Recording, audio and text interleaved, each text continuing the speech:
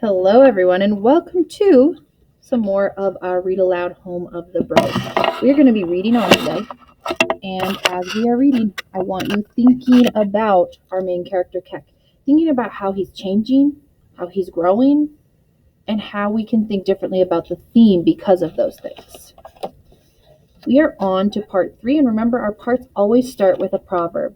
This proverb is, one doesn't forgo sleeping because of the possibility of nightmares. That's powerful. One doesn't forgo sleeping because of the possibility of nightmares. Basically, what that's meaning is you still sleep, right? There's a chance every night you go to bed, there's a chance you could have a nightmare, but you still sleep anyway. Think about how that can apply to Keck and his idea of hope. It's a powerful statement. This chapter is called Cowboy. In ESL class, we learn a new game. Make that focus a little more. There we go. We learn a new game called Interview. Miss Hernandez says it makes us more confident when we use our English words. Plus, it's a good way to learn about our classmates. First, we have to hold a cardboard tube and pretend that it's something called a microphone to make our voices loud. I saw one on the TV machine with a lady singing into it. She howled like a sick animal till my ears wanted to run away. I'm the first to go. I have to stand up and say 5 sentences. I say, I have a new job. I help Lou with her farm. She has a cow, 3 goats, many chickens, and a pig. I will go there after school sometimes, and on the days named Saturday and Sunday. Lou says I can name the cow. I take a deep breath. I'm weary from my long speech. Next comes the interview part. That is where a student gets to ask you a question. If they run out of questions, then the teacher can help. Nishan is first. Why does the cow not have a name? I take another deep breath. I like the questions best, with yes or no for an answer. But this time I'm not so lucky. Lou says her husband called the cow the cow. She didn't think that was such a right name. Very good answer, Keck, says Mr. Franklin. Aisha is next. You could call the cow Mr. Franklin. The class thinks this is a good joke, and there is much laughing. She's a girl, so she needs a girl name, I explain. Now, each person has an idea for a name. This isn't exactly how to play interview, but the teachers don't seem to mind. Miss Hernandez writes the names on the board. Some are very silly. Mr. Franklin, Milkshake, Miss Hernandez, Keck Jr., Kitty Kitty, Salama, Rover, Chiku, Angelita, Zlata, Big Mac. When they're done, Mr. Franklin asks me if I have a name in mind. I think for a moment. We have a word in my language, I say. Gall. And what does it mean? Mr. Franklin asks. I feel my face heat. It means family, I say.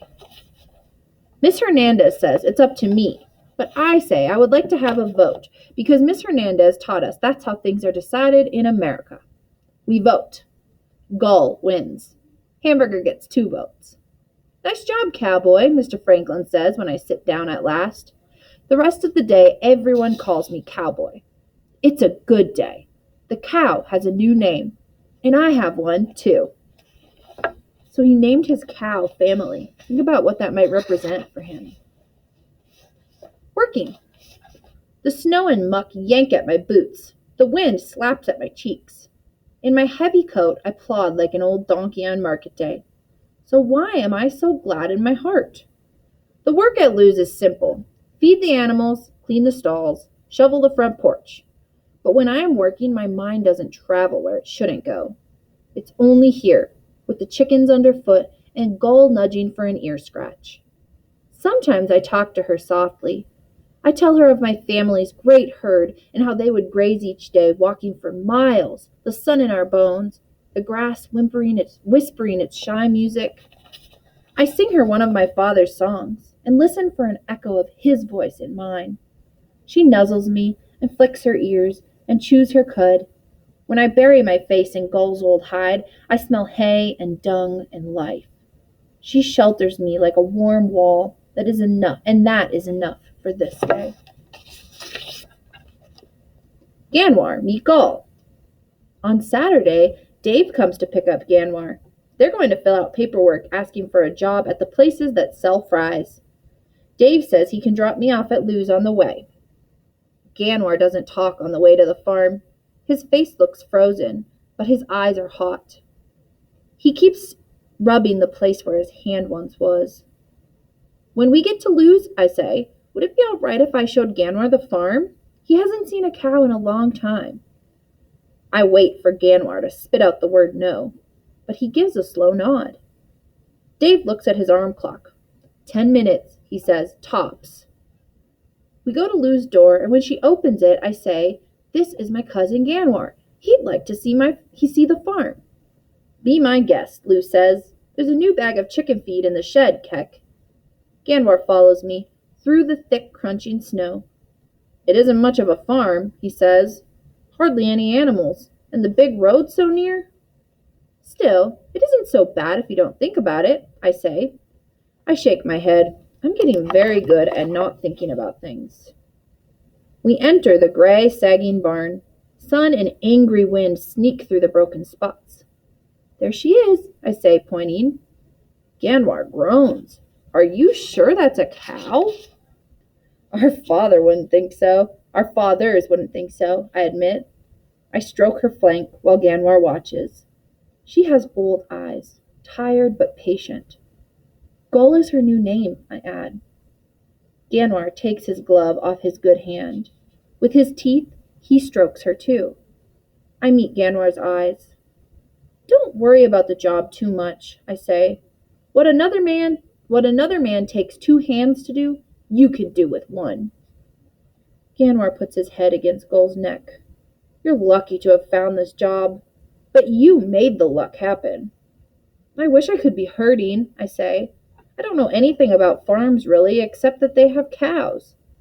We stand there, watching the cow's breath come in soft puffs. Suddenly, another big idea jumps into my head. I think that if I knew where such ideas came from, I would be a wealthy man with 1,000 cattle and a flying boat. Stay here, I say. Keep her company for me.